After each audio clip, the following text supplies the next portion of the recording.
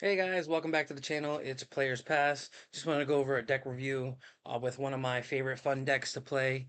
I've been playing with this with my friends, and honestly, it's not necessarily super competitive, and it won't be meta, but it's just my little homebrew that I have that I really do enjoy. I wanted to go over it with you guys just so you guys can take a quick look and just go into it. Definitely proud of Bleach doing their thing this coming year, the season. The Thousand Year Blood War definitely was very entertaining. I enjoyed it really much. Super recommendations for the Bleach Thousand Year Blood War. I just wanted to go over real quick this particular build. This is actually the Stern Ritters, and technically these are the bad guys, the antagonists of the current seasons of the Thousand Year Blood War. Right now, these are the Quincy's, and they're playing it in the yellow coloring of the Union Arena. So as everything is right now, I'm gonna have 4 Asnot. Looking at a total of 12 zeros. It's pretty standard, but you definitely want to see that. You definitely want to see them in your deck. I think 12 is a pretty solid number. Um, as I said, this is a particularly fun build, and I made a little slight tweak to certain things that I would like to see in going forward with some things that you're gonna probably be being competing with. Um, so the 4 Asnot, and the reason why I got 4 of them instead of 3, as you can see, I fashion my zeros. I have 3. I run 4 because it is the active trigger. And I think active triggers are very powerful um, in this format, and I try to do my best to get at least 16 triggers that are valued. So I went and I try to fit it in certain ways. I know I have more than 16 triggers. However, I want to have a minimum at least of 8 8 active triggers. I think is pretty solid to see, including with your color trigger and your sideline trigger and your final trigger. So as I said, this is a lot of triggers, but done right, I think it's very tasteful to see them in life and moving the game forward. Right now, I'm gonna play 3 Jugram. I'm gonna play 2 Bernice and 3 Yhwach. And the reason why I'd like to play 3 of the zero drops, yes, I love the benefit of getting it to the hand and a little bit one less of the target, but I feel like if you're doing everything right, you're gonna eventually see what you see. And if you just brick out, it's just destined to brick out. It's just one of those games. But I like running multiple copies of the card so that you have enough triggers. But I like having the value of the bigger trigger targets or the bigger targets that you would look to trigger. The reason why I have 4 Asnot is because it's kind of literally the only one that I have, and I do play 4 of the raid Asnot. And if I'm not looking into raiding him, a lot of the text, I'll just play it just to have it like a beat stick. 4,000 K body on the board, you can get easy. And if I can raid on top of it, perfect. And if I can't, I'm still coming in because I know that I have like my limitations on my Asnot, and that's just gonna be a little bit applied pressure. Love this card. Just gonna get into that in a little bit, but there's a lot of benefits into why I'm running this in my little particular way. So, like I said, you're gonna have 3 Jugram, 3 Bernice, and then you're gonna have 3 Yhwach. This Bernice I run at 2. I did have it at 3 because I do like her effect. She is the generic tap her, switcher to resting, generator energy, and then she sidelines. And honestly, done correctly, she can benefit you because there's certain benefits that you have in the deck from having particular cards sideline. And it can activate and trigger off your Yhwach.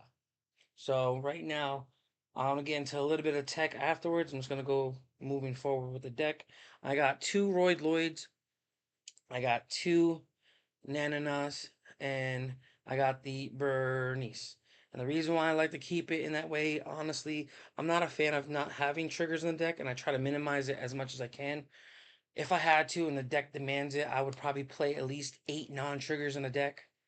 But in this one, I try to limit it as much as I can because I want everything to be value.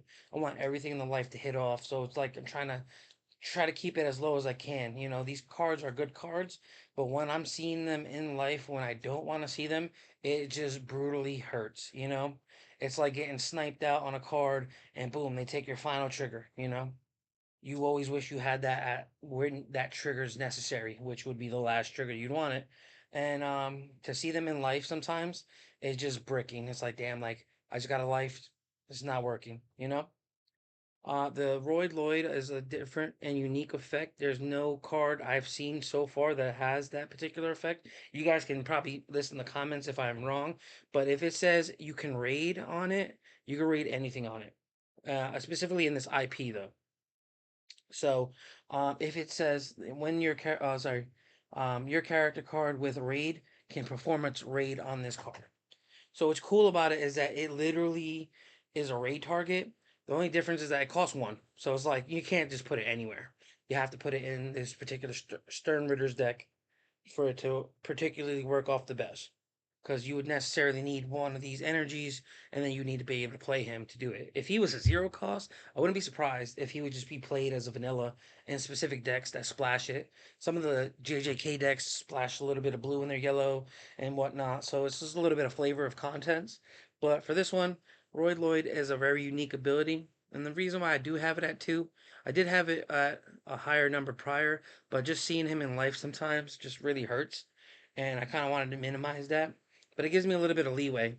So that's why I play a little bit less of the raid targets, because he is a raid target.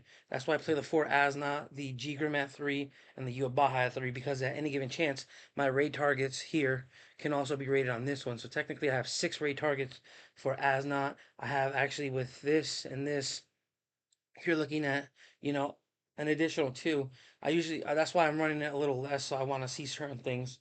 So I run 4 Gram of the 3 cost, and I run the 4 Yhwach the 3 cost as well. But as you say, that's 7, 8, 9. So I have 9 targets for the Yhwach, 9 targets for the Gram, what I want to see. And then the other cards, will go forward. Um, Nana simple, just 2 cost, double energy trigger. And you want to see him early. You want to build up your target. Your overall goal is to make sure that you have 6 mana, so you can play your big boy Yhwach out. 4 Gram. I actually increased this because this one also is the active trigger, and you definitely want to see that as well.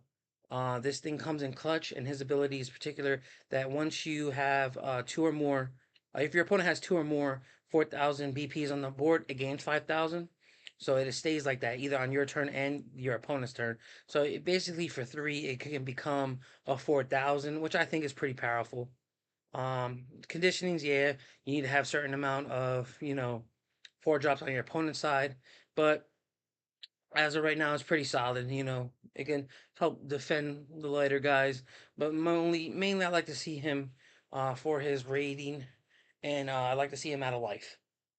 Yhwach is going to be your bread and butter. Yhwach and Jugram are honestly the part of this deck that makes this move together.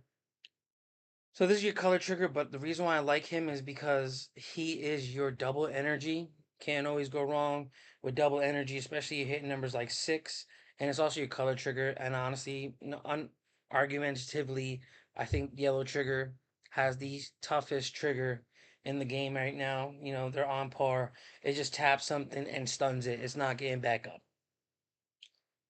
And then I have your Quincy Von Sternditch, which is your AP up final trigger. You need 4 of those. And then I have your 3 Silburns. This is a little bit of a unique tech, but I did start splashing it in the deck. I kind of did like more of like a Ritter rush, but then I ended up changing it for a little bit of more consistency because I wanted to see certain cards when I wanted to see them. It's simple. It's when this card's played. Look at the top 3. Add a Stern Ritter among them to your hand, and place the remaining on the bottom of the deck. Activate main, switch to resting, sideline one of your cards on the field. If you do, I can activate the when played ability. So this is also techie. You can bounce it with the Bernice. That's why I was playing it at 3. Sometimes I was getting a double energy, had the Sternborn on the field, and when I was done with all I needed to do, I can also go ahead and just get the extra value of having the Bernice go to the sideline, maybe triggering off my Yhwach for the 2 characters that need to be on the board to make this one's effect go off. I can also add value by actually knowing that, I sacrificed it and then grabbed more card control. I'm just trying to get it more synergy within the deck, and I'm testing out this one. But I like this so much that it made the cut for this deck profile. Asna is a raid target. Impact 1. You already know Impact 1 is on fire. Activate main. Look at once per turn, you could choose one card on your opponent's side of the field with 3,000 BP or less, and you can sideline it. So this one's very techy. It is a raid target, which you can either play on your opponent's turn or add to the hand if they hit it out of the trigger of your life.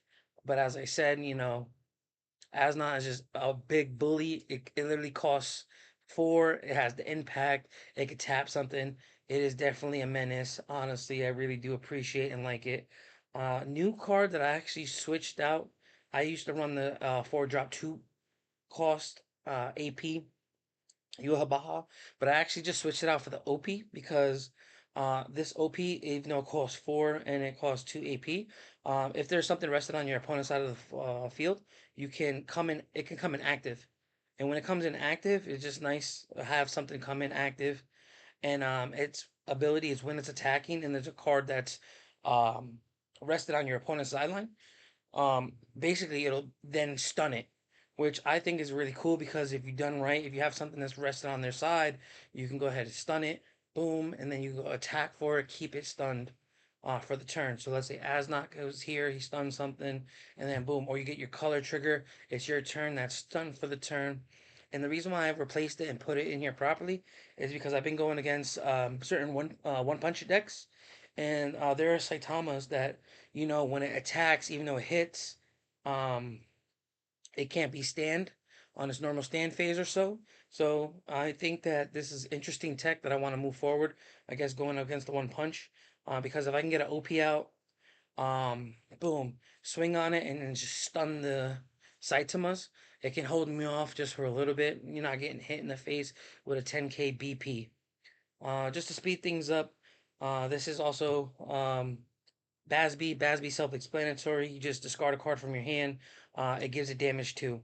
If this card will win a battle, you just draw a card. So like you kind of make your card back every time. A lot of people I see play this card. It's a good card. It's a good pressure card. A lot of times opponents want to get rid of it.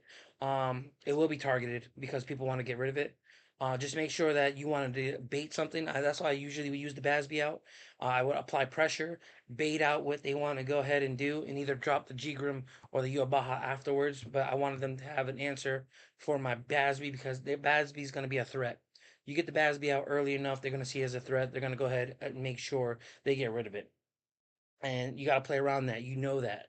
So either you can go ahead and get its ability off, have them block in certain predicaments. A lot of times when I do play him, I like to try to put him on the back line just to save him for a turn, then give him a little bit of aggro, go in, and then he did his job. If I went and I discarded a card, if I won a battle, boom, I get my replenish back with that extra draw, and then that's basically what I got him on the field for. This is simple. This is going to be your sideline card, sideline trigger. It's your metalize. Metalize costs 5. It's a little expensive. The difference between this one and a normal one is that basically you can sideline a character with 3,000 BP or less. This text is a little different. If you have Yhwach on the field, you can get to 5,000. But another thing about this, which I think is a little bit more on the expensive side, if you have no Yhwach and your opponent has a rated target on your other side of the field, on their side of the field, they have a raid target. It will then also give you the ability to target a 5,000 BP or less. So that's why I think it costs extra than most of the sideline cards out there because it gives you a versatility whether or not you have a Yhwach or your opponent having a raid target. Um, Jugram is probably one of the best cards in this deck, and people sleep on him. And it's funny because I even pulled his all art 2-star once, and I was like, oh man, I wish I never got this card. But actually playing it into the deck, realizing how fun it is, this is insane because he costs 5. Yes, he's a little expensive. They can discard a card. So I strategically organize my hand to go ahead and try and get that benefit off. And then when you're attacking, if your opponent activates a trigger, his ability go off if he stays on the field. If it's not like a sideline trigger, like it won't work if he gets sidelined. But if he didn't get sidelined for the turn, um, and they did activate a trigger, either adds a hand, active trigger, color trigger, whatever the case may be. At the end of your turn, you can draw 2 cards and discard 1 card. So it's giving you that cycling. So it's always a benefit. It's kind of like always putting them in a weird predicament. So you're cycling your cards with this one. It has impact 1. It does it can pressure through. just reiterate and go back real quick. This Yhwach was the Yhwach that's very unique, and I do love the ability. I only said that it was only good for a 2 energy, and it's your color trigger, but its when played ability is actually really good, and I just wanted to reiterate on that. Is you can actually look at the top card of your opponent's deck and choose whether or not you wanted to sideline it. This is a form of removal that is so subtle that you can actually hinder or, depending on what you're looking at and what you're seeing, change up the game. For example, if you were to go ahead and see like a top card, a raid target, a Kurapika raid, a One Punch Man, you could choose to sideline it from the deck and that without it even hitting the field. If you see that maybe your opponent's pressured for mana, probably maybe bricked up or a little bit, and you see that there is like a 0 cost or a 1 drop or something that can try and ease their way out of it, you can then also choose to sideline that as well, because then you're looking at, trying to see, all right, well, we know what's coming up next, and you can try and disrupt it that way.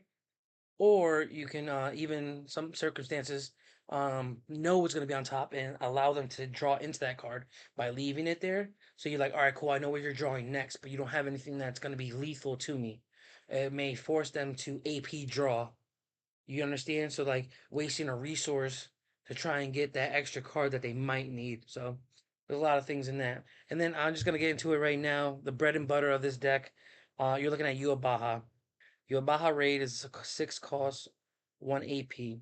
During your turn, if 2 characters were sidelined during the turn, you can then go ahead and gain 1,000 BP and damage 2.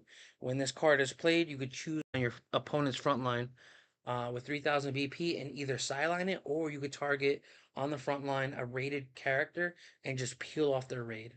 So this one basically would de-raid a character on the board.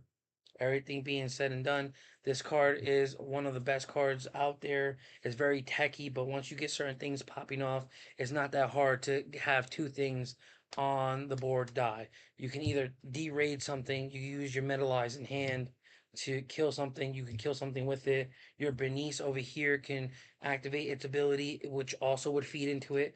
Slow burn can also target it. So there's multiple ways of doing things to target it. This deck is all about annoying your opponent, and the synergy between it is really good. I'm gonna try my best to maybe give you some gameplay of it, but I was very excited for this deck, and this is a really, really fun deck. If you want to go ahead and get something done on a budget, this deck was so cheap to make, like ridiculous. I think the highest card on here, respectfully, is the Basby at $5 at an all art. Um, so right now, honestly, if you're looking for a budget deck, if you love Bleach, Thousand Year Blood War, if you want to show some love, with the Quincy's, this particular deck as it is pretty fun, and they're gonna get support coming soon this summer, and it's even gonna be even better.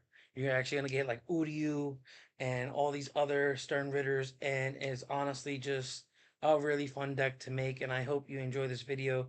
I'm looking forward to making more content with you guys. I appreciate you guys. Thank you guys. Like, share, subscribe. I have to start saying that in these videos, but we're doing this together, guys. Players Pass is out.